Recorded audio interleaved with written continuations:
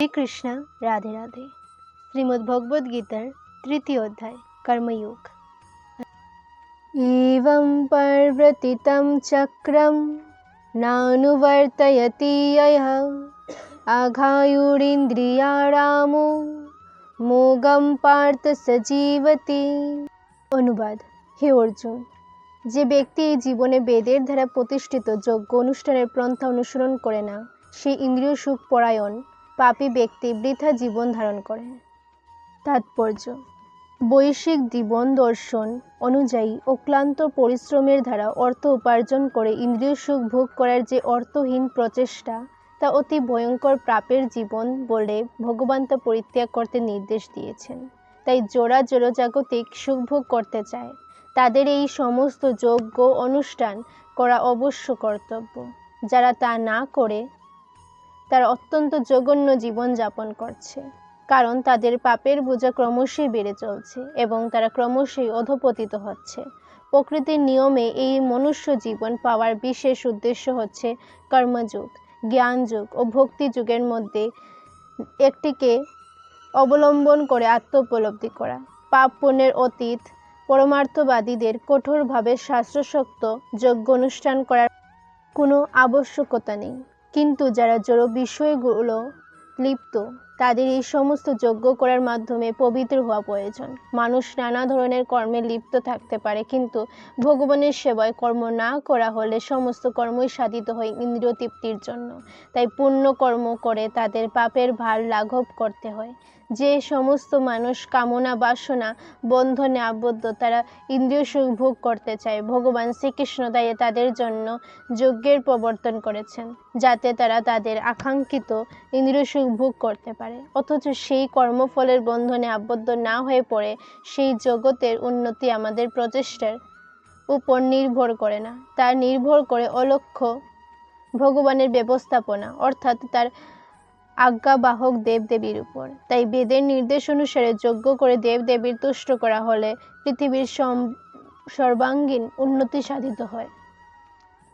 আপাত দৃষ্টিতে মনে হয় যে বিভিন্ন দেবদেবীর তুষ্ট করার জন্য যজ্ঞের অনুষ্ঠান করা হয়, কিন্তু প্রকৃতপক্ষে যজ্ঞ অনুষ্ঠান করার উদ্দেশ্য হচ্ছে ভগবান শ্রীকৃষ্ণকে তুষ্ট করা, এবং এভাবেই যজ্ঞ অনুষ্ঠান করতে করতে জীবের অন্তরে কৃষ্ণ ভক্তির বিকাশ হয়। কিন্তু যজ্ঞ অনুষ্ঠান করা সত্ত্বেও যদি অন্তরে কৃষ্ণ ভক্তির উদয় না হয়, তবে বুঝতে হবে তা কেবল উদ্দেশ্যহীন নৈতিক আচার অনুষ্ঠান ছাড়া আর কিছু নয়। তাই মানুষের কর্তব্য হচ্ছে বেদের নির্দেশগুলিকে কেবল নৈতিক আচার অনুষ্ঠানের মধ্যে সীমিত না রেখে তার মাধ্যমে কৃষ্ণ ভক্তি লাভের চেষ্টা করা। ইয়স্তাত্মরতিরেব সদতাত্মা তৃপ্তশ্চ মানব আত্মনৈব চ সন্তুষ্টঃ তস্য কার্যং ন বিদ্যতে। অনুবাদ: কিন্তু যে ব্যক্তি আত্মাতেই প্রীত, আত্মাতেই তৃপ্ত এবং আত্মাতেই সন্তুষ্ট, তার কোনো কর্তব্য কর্ম নেই। তাৎপর্য: যিনি সম্পূর্ণভাবে কৃষ্ণ ভাবনায় এবং কৃষ্ণ সেবায় যিনি সম্পূর্ণভাবে মগ্ন, তার অন্য কোনো কর্তব্য নেই। কৃষ্ণ ভক্তি লাভ করার ফলে তার অন্তর সম্পূর্ণভাবে কলুষমুক্ত হয়ে পবিত্র হয়ে যায়। হাজার হাজার যজ্ঞ অনুষ্ঠানেও যে ফল লাভ করা যায় না, কৃষ্ণ ভক্তির প্রভাবে তা মুহূর্তের মধ্যে সাধিত হয়। এভাবে চেতনা শুদ্ধ হলে জীব পরমেশ্বরের সঙ্গে তার নিত্যকালের সম্পর্ক উপলব্ধি করতে পারেন। তখন ভগবানের কৃপায় তার কর্তব্য কর্ম স্বয়ং জ্ঞানী লোকিত হয়, এবং তাই তিনি তার বৈদিক নির্দেশ অনুসারে কর্তব্য অকর্তব্যের গণ্ডির মধ্যে আবদ্ধ থাকেন না। এইরকম কৃষ্ণ ভক্ত জীবের আর জড় বিষয়াসক্তি থাকে না, এবং কামিনী কাঞ্চনের প্রতি তার আর কোনো মোহ থাকে না। নৈব তস্য কৃতেনার্থ ন কৃতেনঃ কশ্চন ন চাস্য সর্বভূতেষু কশ্চিদর্থববাশ্রয়। অনুবাদ: আত্মানন্দ অনুভবকারী ব্যক্তির এই জগতে ধর্ম অনুষ্ঠানের কোনো প্রয়োজন নেই, এবং এই প্রকার কর্ম না করারও কোনো কারণ নেই। তাকে অন্য কোনো প্রাণীর উপর নির্ভর করতেও হয় না। তাৎপর্য: যে মানুষ তার স্বরূপ উপলব্ধি করতে জানতে পেরেছেন যে তিনি হচ্ছেন ভগবান শ্রীকৃষ্ণের নিত্যদাস, তিনি আর সামাজিক কর্তব্যের গণ্ডিতে আবদ্ধ থাকেন না, কারণ তিনি তখন বুঝতে পারেন শ্রীকৃষ্ণের সেবা করাটাই হচ্ছে একমাত্র কর্তব্য কর্ম।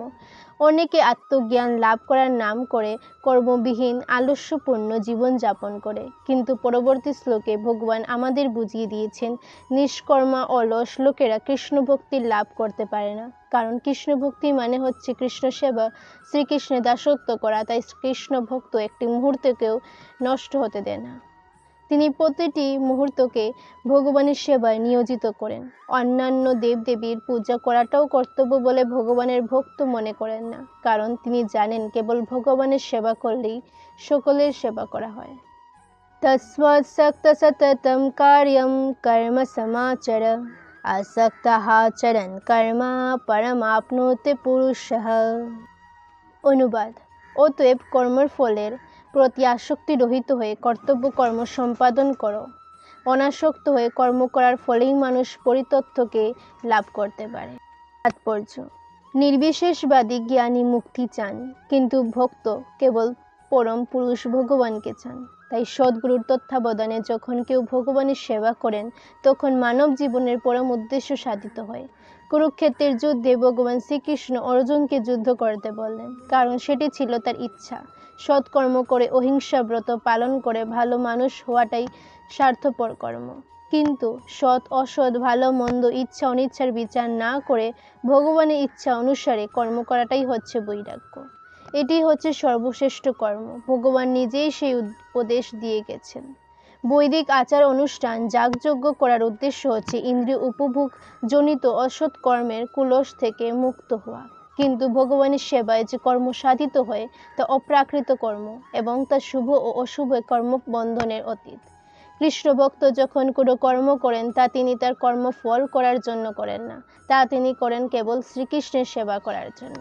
ভগবানের সেবা করার জন্য তিনি সব রকমের কর্ম করেন, কিন্তু সেই সমস্ত কর্ম থেকে তিনি সম্পূর্ণ নিষ্পৃহ থাকেন। কর্মণ্যৈব সংসৃদ্ধি মাস্থিতা জনকাদয়, লোক সংগ্রামে বাপি সংপ্রোষ্যন কর্তুমর্হসি।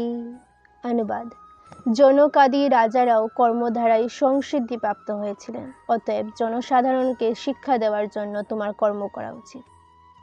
জনক রাজা আদি মহাজনেরা ছিলেন ভগবত তত্ত্বজ্ঞানী, তাই বেদের নির্দেশ অনুসারে নানা রকম যাগযজ্ঞ করার কোনো বাধ্যকতা তাদের ছিল না, কিন্তু তা সত্ত্বেও লোক শিক্ষার জন্য তারা পুঙ্খানুপুঙ্খভাবে সমস্ত বৈদিক আচার অনুষ্ঠান করতেন। জনক রাজা ছিলেন সীতা দেবীর পিতা এবং শ্রীরামচন্দ্রের শ্বশুর। ভগবানের অতি অন্তরঙ্গ ভক্ত হবার ফলে তিনি চিন্ময় স্তরে অধিষ্ঠিত ছিলেন, কিন্তু যেহেতু তিনি মিথিলার ভারতবর্ষের অন্তর্গত বিহার প্রদেশের একটি অঞ্চলের রাজা ছিলেন, তাই তার প্রজাদের শিক্ষা দেওয়ার জন্য তিনি শাস্ত্রশক্ত কর্মের অনুষ্ঠান করেছিলেন। তেমনি ভগবান শ্রীকৃষ্ণ এবং তার চিরন্তর সখা অর্জুনের পক্ষে কুরুক্ষেত্রের যুদ্ধ করার কোনো দরকার ছিল না, কিন্তু সুপদেশে ব্যর্থ হলে হিংসা অবলম্বনেও প্রয়োজন আছে। এই কথা সাধারণ মানুষকে বুঝাবার জন্যই তারা যুদ্ধে নেমেছিলেন। কুরুক্ষেত্রের যুদ্ধের আগে শান্তি স্থাপন করার জন্য নানাভাবে চেষ্টা করা হয়েছিল, এমনকি ভগবান শ্রীকৃষ্ণ নিজেও বহু চেষ্টা করেছিলেন, কিন্তু দুরাত্মারা যুদ্ধ করতেই বদ্ধপরিপক্ষ। এইরকম অবস্থায় যথার্থ কারণে হিংসার আশ্রয় নিয়ে তাদের উপযুক্ত শিক্ষা দেওয়াটা অবশ্যই কর্তব্য। যদিও কৃষ্ণ ভাবনাময় ভগবত ভক্তের জড়জগতের প্রতি কোনো রকম স্পৃহা নেই, কিন্তু তবুও তিনি সাধারণ মানুষকে শিক্ষা দেবার জন্য কর্তব্য কর্মগুলি সম্পাদন করেন। অভিজ্ঞ কৃষ্ণ ভক্ত এমনভাবে কর্ম করেন যাতে সকলে তার অনুগামী হয়, ভগবত ভক্তি লাভ করতে পারে। সেই কথা পরবর্তী শ্লোকে বলা হয়েছে। यद्ददाचरित श्रेष्ठस्तत्त्वदेवेतरो स यत् प्रामाणं कुरुते लोकस्तदनुवर्तते। শ্রেষ্ঠ ব্যক্তি যেভাবে আচরণ করেন সাধারণ মানুষরা তার অনুকরণ করেন, তিনি যা প্রমাণ বলে স্বীকার করেন সমগ্র পৃথিবী তারই অনুসরণ করে। তাৎপর্য: সাধারণ মানুষদের এমনই একজন নেতার প্রয়োজন হয় যিনি নিজের আচরণের মাধ্যমে তাদেরকে শিক্ষা দিতে পারেন। যে নেতা নিজেই ধূমপানের প্রতি আসক্ত, তিনি জনসাধারণকে ধূমপান থেকে বিরত হতে শিক্ষা দিতে পারেন না। শ্রী চৈতন্য মহাপ্রভু বলেছেন, শিক্ষা দেওয়া শুরু করার আগে থেকেই শিক্ষকের সঠিকভাবে আচরণ করা উচিত।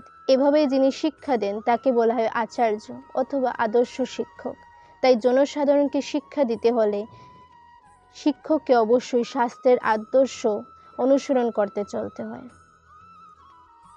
কেউ যদি শাস্ত্র বহির্ভূত মন গড়া কথা শিক্ষা দিয়ে শিক্ষক হতে চায়, তাতে কোনো লাভ হয় না, বরং ক্ষতি হয়। মনুসংহিতাতে ও এই ধরনের শাস্ত্রে ভগবান নিখুঁত সমাজ ব্যবস্থা গড়ে তোলার শিক্ষা দিয়ে গেছেন এবং এই সমস্ত শাস্ত্রের নির্দেশ অনুসারে সমাজকে গড়ে তোলাই হচ্ছে মানুষের কর্তব্য।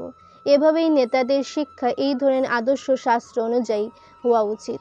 যিনি নিজের উন্নতি কামনা করেন তার আদর্শ নীতি অনুসরণ করা উচিত নয়, যা মহান আচার্যেরা অনুশীলন করে থাকেন। শ্রীমদ্ ভাগবতেও বলা হয়েছে, পূর্ববর্তন মহাজনেদের পদাঙ্ক অনুসরণ করে জীবনযাপন করা উচিত, তাহলেই পারমার্থিক জীবনে উন্নতি লাভ করা যায়।